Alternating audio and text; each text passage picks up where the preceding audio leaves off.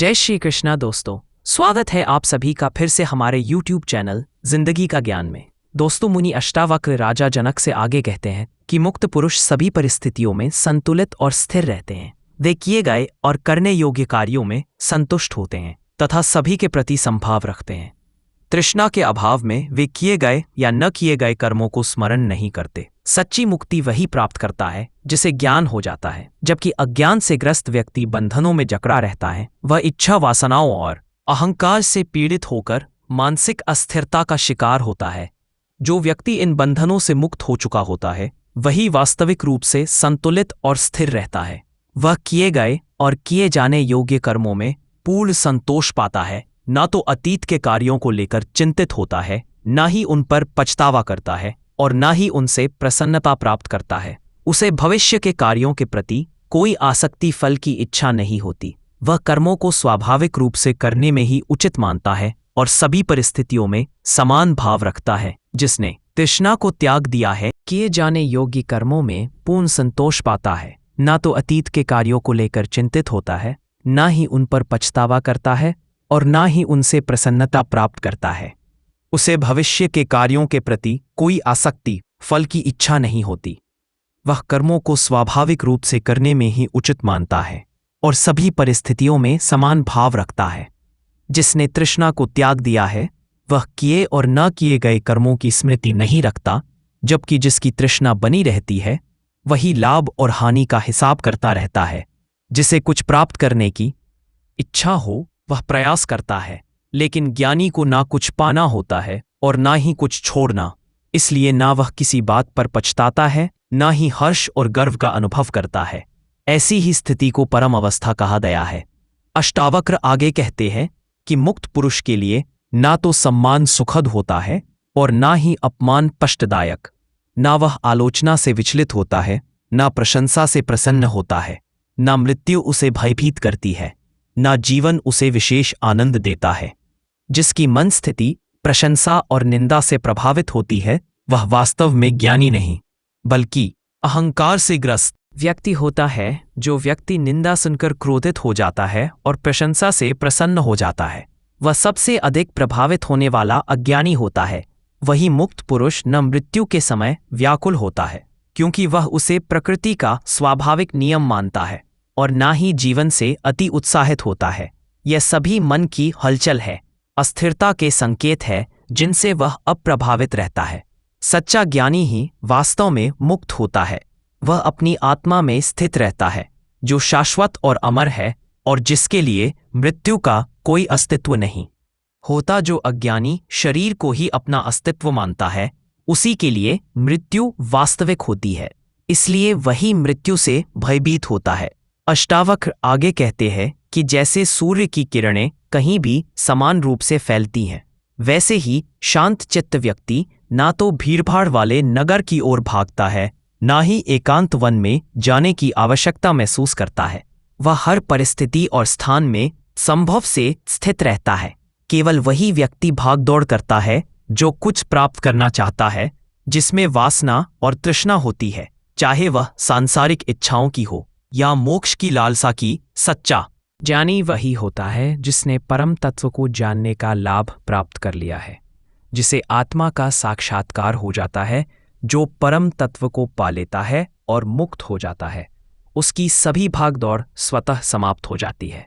उसकी समस्त इच्छाएं और आकांक्षाएं विलीन हो जाती हैं और वह सृष्टि में एकता का अनुभव करने लगता है। यही अनुभूति उसमें संभव उत्पन्न कर देती है। ऐसा ज्ञानी शांत और स्थिर बुद्धि वाला हो जाता है, जो हर स्थान और परिस्थिति में समान रूप से स्थित रहता है, चाहे वह भीड़ भाड़ वाला नगर हो या एकांत स्थान, राजमहल हो या साधारण झोपड़ी। उसके लिए इनमें कोई अंतर नहीं होता। जबकि अज्ञानी विशेष स्थानों को चुनने की प्रवृत्ति रखता है। अज्ञानी अपनी इच्छाओं और धारणाओं के अनुसार चुनाव करता है। ऐसा ही भोजन करूंगा, भिक्षा मांगकर ही खाऊंगा, ऐसे ही वस्त्र पहनूंगी, इस प्रकार रहूंगा आदि। लेकिन ज्ञानी इन चुनावों से मुक्त हो जाता है। वह जैसा है, जो है, उसी में संतुष्ट रहता है और केवल एक साधन मात्र बन जाता है। यही जीवन मुक्त अवस्था की परम स्थिति होती है। इसी के साथ अष्टावक्र गीता के शांति शतक नामक 18वें प्रकरण का समापन होता है। इसके बाद 19वें प्रकरण की शुरुआत होती है, जिसमें अष्टावक्र कहते हैं तत्व ज्ञान मन की शांति और आत्मस्वरूप की अनुभूति से हृदय की सभी ग्रंथियां कट जाती हैं, जैसे विभिन्न विचारों की उलझन समाप्त हो जाती है। इसी अवस्था में राजा जनक आत्मज्ञान से संतुष्ट होकर अपनी अनुभूति को प्रकट करते हैं। मैंने आपके तत्व ज्ञान रूपी उपदेश को अपनाकर अपने हृदय और मन से संदेह और विचारों के समस्त बाण निकाल फेंके हैं। अष्टावक्र के ज्ञानपूर्ण वचनों को सुनकर ही राजा जनक आत्मबोध को प्राप्त हो गए, क्योंकि उनकी अंतःभूमि पहले से ही शुद्ध और तैयार थी। उन्होंने अष्टावक्र के उपदेश पर ना तो कोई संदेह किया, ना ही न की भांति तर्क वितर्क किया और ना ही अविश्वास प्रकट किया, बल्कि उन्होंने पूर्ण श्रद्धा के साथ उन वचनों को आत्मसात कर लिया, जिससे वे अमृत को प्राप्त कर सके। ये केवल एक उपदेश नहीं, बल्कि जीवन का सार था, जिसका वास्तविक लाभ केवल श्रद्धावान व्यक्ति को ही मिलता है। गीता में कहा गया है, श्रद्धावान लभते ज्ञानम, अर्थात ज्ञान का वास्तविक फल केवल श्रद्धालु व्यक्ति को ही प्राप्त होता है। राजा जनक आत्मबोध से परिपूर्ण हो गए और अपनी अनुभूति को व्यक्त किया, जिसे अष्टावक्र ध्यानपूर्वक सुनते रहे। हालांकि पूर्ण पुष्टि के लिए परीक्षा आवश्यक थी, इसलिए अष्टावक्र ने जनक से कई प्रश्न किए। जनक इन सभी परीक्षाओं में सफल रहे, जिससे अष्टावक्र को यह विश्वास हो गया कि उनकी अनुभूति वास्तविक है और किसी प्रकार की भ्रांति नहीं है।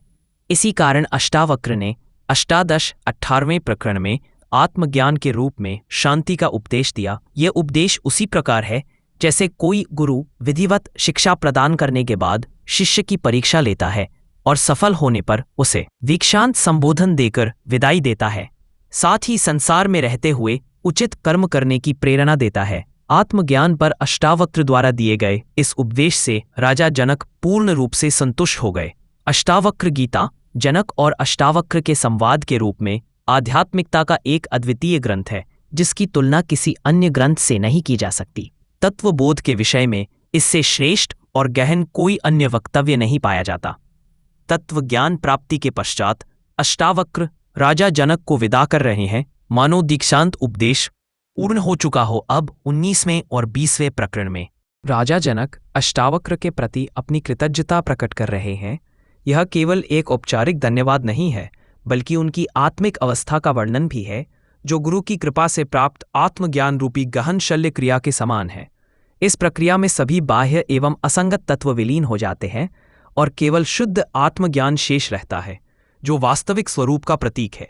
यह उसी प्रकार है जैसे किसी धातु को भट्टी में तपाक और विभिन्न प्रक्रियाओं से उसकी सभी अशुद्धियों को दूर कर अंततः शुद्ध स्वर्ण प्राप्त किया जाता है। आत्मज्ञान की प्रक्रिया भी कुछ इसी प्रकार होती है, जहां अज्ञान से उत्पन्न समस्त संस्कारों का परिशोधन हो जाता है और आत्मा अपने शुद्ध स्वरूप में प्रकट होती है, जैसे परिशोध स्वर्ण प्राप्त होता है। इस मार्ग में मन, बुद्धि, स्मृति, शरीर, अहंकार, संकल्प, विकल्प, विचार, शास्त्र, धर्म, इच्छाएं, वासना एवं आदि स्वतः ही विलीन हो जाते हैं, क्योंकि आत्मा के लिए यह सभी विकृतियां मात्र है। यह बाहरी तत्व है जिनका आत्मा से कोई वास्तविक संबंध नहीं होता। मृत्यु के समय केवल शरीर का त्याग होता है, परंतु आत्मा इन सबसे परे शुद्ध और स्वतंत्र बनी रहती है। अन्य सभी तत्व मृत्यु के बाद भी साथ जाते हैं और यही पुनर्जन्म का कारण बनते हैं, लेकिन आत्मज्ञान की प्राप्ति होने पर यह सभी समाप्त हो जाते हैं, इसलिए इसे महामृत्यु कहा गया है। इसके पश्चात जो शेष रहता है वही वास्तविक स्वरूप है, वही आत्मा है। मनुष्य की मूल समस्या उसके विचार हैं, क्योंकि इन्हीं विचारों के आधार पर उसके सभी कर्म होते हैं। मृत्यु के बाद भी विचार ही साथ जाते हैं और इन्हीं से पुनर्जन्म की प्रक्रिया जारी रहती है। सुख दुख का मूल कारण भी विचार ही है, क्योंकि सभी द्वंद्व इन्हीं से उत्पन्न होते हैं। दूसरे शब्दों में विचार ही संसार का आधार है और निर्विचार ही साधना और ध्यान का वास्तविक स्वरूप है। इसकी पूर्ण उपलब्धि ही समाधि कहलाती है, जो आत्मज्ञान का सार है। जब तक विचार सक्रिय है, मनुष्य किसी न किसी रूप में अस्थिर रहेगा। राजा जनक अब तत्व ज्ञान प्राप्त कर चुके हैं, जिससे उनकी समस्त आंतरिक अशांतियां समाप्त हो गई हैं और वे पूर्ण रूप से स्वस्थ एवं संतुलित हो गए हैं। अष्टावक्र के प्रति आभार प्रकट करते हुए वे कहते हैं, आपके तत्वज्ञान रूपी प्रकाश को प्राप्त कर मैंने अपने हृदय से परात्मा का आत्मकापन किया है और चित्त से समस्त विचारों के बाण निकाल फेंके हैं। अब मैं पूर्ण रूप से स्वस्थ हूं, क्योंकि विचार ही आत्मज्ञान के मार्ग में सबसे बड़ी बाधा है। वे चित्त में ऐसी हलचल पैदा करते हैं कि आत्मा का वास्तविक प्रतिबिंब स्पष्ट रूप से दिखाई नहीं देता। निर्विचार अवस्था ही उपलब्धि की कुंजी है, क्योंकि विचार केवल मन को भटकाने का कार्य करते हैं। आत्मा कभी होती नहीं, वह केवल विस्मित होती है, और उसे पुनः स्मरण में लाने का एकमात्र उपाय निर्विचार स्थिति प्राप्त करना है। राजा जनक कहते हैं, मैं अपनी महिमा में स्थित हूं। अब मुझे ना तो धर्म का बोध है, ना काम की इच्छा, ना अर्थ की आवश्यकता, ना विवेक का विचार, ना द्वैत का भान, और ना ही अद्वैत की अनुभूति। आत्मा ही हमारा वास्तविक स्वभाव है, वही परम सत्य और आनंद का स्रोत है। उसे प्राप्त कर लेना ही सर्वोच्च गौरव की अनुभूति है। सच्ची महिमा केवल आत्मज्ञानी की होती है, क्योंकि बाहरी सम्मान और उपाधियां मात्र भ्रम है।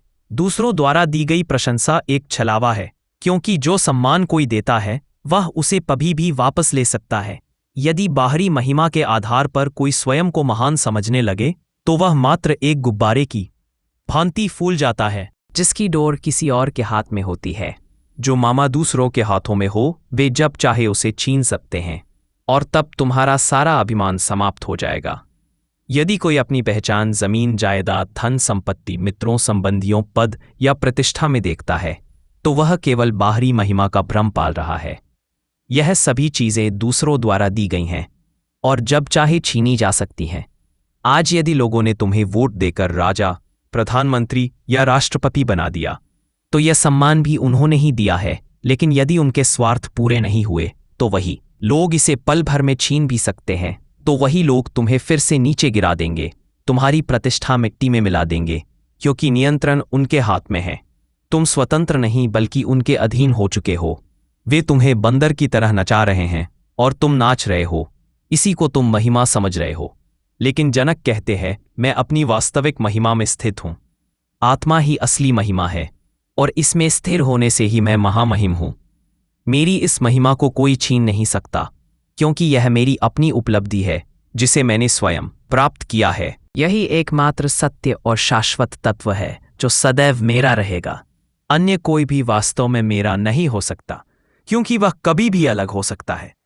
लेकिन आत्मा सदा अविभाज्य रहती है। इससे बढ़कर कोई महिमा नहीं हो सकती। जो अपनी आंतरिक महिमा से अनभिज्ञ होता है, वही दूसरों से सम्मान और प्रशंसा की अपेक्षा करता है। किंतु जिसने अपनी स्वयं की महिमा को जान लिया, वही वास्तविक रूप से श्रेष्ठ है। इस आत्मिक महिमा को पाने के लिए विभिन्न साधनों का उपयोग किया जाता है। धर्म, अर्थ, काम, विवेक आदि भी साधन है। इसी प्रकार ध्यान, धारणा, समाधि, जप, पूजा, श्रवण, मनन, शास्त्र, गुरु और सत्संग भी मात्र साधन है, जो आत्म प्राप्ति की ओर ले जाते हैं।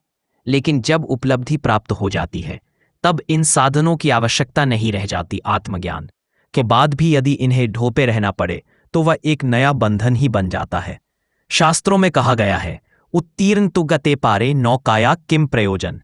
अर्थात जब व्यक्ति नदी पार कर लेता है, तो नाव का कोई प्रयोजन नहीं रह जाता। इसलिए उसे छोड़ देना ही बुद्धिमानी है। इसी प्रकार आत्मज्ञान के अभाव में ही द्वैत का अनुभव होता है। लेकिन जब कोई आत्मज्ञानी हो जाता है, तो वह समझ लेता है कि द्वैत केवल एक भ्रम है, अज्ञान जनित है। वास्तव में संपूर्ण सृष्टि उसी एक परमात्मा का विस्तार मात्र है। यही अद्वैत का बोध है, जिसे आत्मज्ञानी समझ लेता है, और इसी कारण उसमें द्वैत की अनुभूति समाप्त हो जाती है। जब द्वैत का अस्तित्व ही नहीं, तो अद्वैत कहना भी निरर्थक हो जाता है। इसलिए जनक कहते हैं, ना तो मुझ में द्वैत है, ना ही अद्वैत। मैं तो केवल अपने वास्तविक आत्मा स्वरूप में स्थित हूँ। जनक की यह अभिव्यक्ति अत्यंत विलक्षण है, क्योंकि केवल आत्मज्ञानी ही इस स्तर की प्रदक्षिण करता है, अनुभूति प्रकट कर सकता है। इस सूत्र में जनक स्पष्ट रूप से कहते हैं कि मैं अपनी वास्तविक महिमा में स्थित हो चुका हूँ। इसलिए उपलब्धि के पश्चात धर्म भी अप्रासंगिक हो जाता है, क्योंकि वह केवल एक मार्ग था, लक्ष्य नहीं। धर्म का उद्देश्य आत्मबोध तक पहुंचाना है, और जब यह उपलब्धि प्राप्त हो जाती है, तो धर्म की आवश्यकता शेष नहीं रहती। सभी धर्मों में आत्मबोध की विधियां प्रस्तुत की गई हैं। आचरण, कर्मकांड, योग, भक्ति, उपासना आदि मात्र साधन हैं। इनका महत्व तब तक है जब तक व्यक्ति ज्ञानी नहीं बन जाता। लेकिन ज्ञान प्राप्त होते ही ये उपाय निष्प्रभावी हो जाते हैं। लिया उसने ब्रह्म को भी जान लिया और स्वयं ब्रह्म स्वरूप हो गया। जनक यही कह रहे हैं कि अब मैं आत्मस्वरूप हो चुका हूं, इसलिए आत्मा की महिमा ही मेरी महिमा है। जनक आगे कहते हैं, मेरे लिए आत्मा क्या है, शुभ और अशुभ क्या है, और चिंता कैसी। जब मैं स्वयं की महिमा में स्थित हूं तो इन सभी का कोई अस्तित्व नहीं रह जाता। मेरे लिए ना आत्मा का कोई अस्तित्व है, ना किसी संप्रदाय, पंथ या मत तक सीमित नहीं है, बल्कि वह विधि है जो आत्मज्ञान की ओर अग्रसर करती है, और इस कारण वह भी केवल एक साधन ही है। राजा जनक अष्टावक्र से कहते हैं, मैं जो सदैव अपनी महिमा में स्थित हूं, मेरे लिए भूत, भविष्य या वर्तमान का कोई अस्तित्व नहीं है, ना ही कोई देश या स्थान मुझे बांध सकता है। स्थान और समय की सीमाएं केवल अज्ञानी को प्रभावित करती हैं, जबकि आत्मज्ञानी इनसे परे होता है। आत्मा शाश्वत, नित्य, अजन्मा, निराकार और निर्लिप्त है, इसलिए उसके लिए काल विभाजन का कोई अर्थ नहीं होता। वह किसी एक क्षण या स्थान तक सीमित नहीं, बल्कि सर्वत्र व्याप्त और अपरिवर्तनीय है। वह सदा से थी, अब भी है और भविष्य में भी बनी रहेगी। उसका कभी विनाश नहीं होता। सृष्टि का अंत हो जाए तब भी वह बनी रहती है, और सृष्टि के अस्तित्व में आने से पहले भी वही थी। इसलिए जिसने आत्मा को जान लिया उसने ब्रह्म को भी जान लिया और स्वयं ब्रह्म स्वरूप हो गया। जनक यही कह रहे हैं कि अब मैं आत्मस्वरूप हो चुका हूं, इसलिए आत्मा की महिमा ही मेरी महिमा है। जनक आगे कहते हैं, मेरे लिए आत्मा क्या है, शुभ और अशुभ क्या है, और चिंता कैसी। जब मैं स्वयं की महिमा में स्थित हूं तो इन सभी का कोई अस्तित्व नहीं रह जाता। मेरे लिए ना आत्मा का कोई अस्तित्व है, ना नाम रह गया है, ना शुभ अशुभ का भेद बचा है, और ना कि चिंता या अचिंता का कोई प्रभाव है। आत्मा, परमात्मा, ईश्वर और ब्रह्म जैसे नामों ने ही अनेक भ्रांतियों को जन्म दिया है, जिससे ऐसा प्रतीत होने लगा कि यह कोई वस्तु है, कोई तत्व है जिसे देखा जाना या प्राप्त किया जा सकता है। लेकिन जो ध्यान की गहराइयों तक पहुंचे हैं, उन्होंने ना तो इसे देखा, ना जाना, नहीं पाया। फिर भी अभिव्यक्ति के लिए उन्होंने इसे नाम दे दिए, जिससे सत्य ओझल हो गया और भ्रांति उत्पन्न हो गई। लाओ त्से ने कहा है कि सत्य को शब्दों में व्यक्त नहीं किया जा सकता, और जो कुछ कहा जा सकता है वह सत्य नहीं होता। सत्य को अभिव्यक्त करने का प्रयास करते ही वह अपनी शुद्धता खो देता है। यही कारण है कि ज्ञानी मौन धारण कर लेते हैं। ध्यान या समाधि में आत्मा प्रत्यक्ष रूप से दिखाई नहीं देती, ना ही उसका सीधा साक्षात्कार होता है। उस अवस्था में जो अनुभूति होती है उसी से आत्मा का अनुमान लगाया जाता है। ठीक वैसे ही जैसे धुएं को देखकर अग्नि के होने का अंदाजा लगाया जाता है। लेकिन आत्मा वास्तव में कैसी है, इसका वर्णन कर पाना अत्यंत कठिन है। इस कारण ज्ञानियों की अभिव्यक्तियों में भी भिन्नता देखी जाती है, क्योंकि आत्मा के बारे में जो कुछ भी कहा गया है वह पूर्ण सत्य नहीं हो सकता। लाओ त्से ने इसे सत्य कहा, महावीर ने आत्मा, उपनिषदों ने तत् नाम दिया, बुद्ध ने इसे अनामा कहा, शून्यवादियों ने इसे शून्य माना, ज्ञानियों ने इसे ज्ञान कहा, भक्तों ने इसे ईश्वर या परमात्मा कहा, और अद्वैतवादियों ने इसे ब्रह्म की संज्ञा दी। जनक की अभिव्यक्ति इसे और अधिक स्पष्ट करती है कि उस परम स्थिति में पहुंचकर आत्मा और अनामा का भेद स्वतः समाप्त हो जाता है। उस अवस्था में पहुंचकर केवल आनंद का अनुभव होता है, मन पूरी तरह शांत हो जाता है, और एक ऐसी अनुभूति होती है जिसे शब्दों में व्यक्त करना संभव नहीं। वहां पहुंचने के बाद शुभ अशुभ, चिंता अचिंता जैसी अवधारणाएं विलुप्त हो जाती हैं। केवल शुद्ध चैतन्य शेष रहता है। यही वह सर्वोच्च स्थिति है जहां ज्ञानी पूर्णता का साक्षात्कार करता है। यही उसकी वास्तविक महिमा है।